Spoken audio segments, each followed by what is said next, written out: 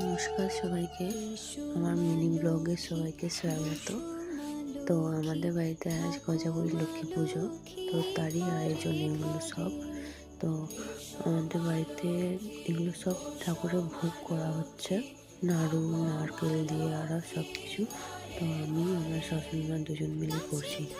তো আমার এই ভিডিও যদি আপনাদের সবাই পছন্দ লাগে তো আমাকে প্লিজ লাইক কমেন্ট সাবস্ক্রাইব করবেন আর আমাকে সাপোর্ট করবেন। তো দেখুন আমরা এই যে নারকেল নাড়ু আর বানাচ্ছি।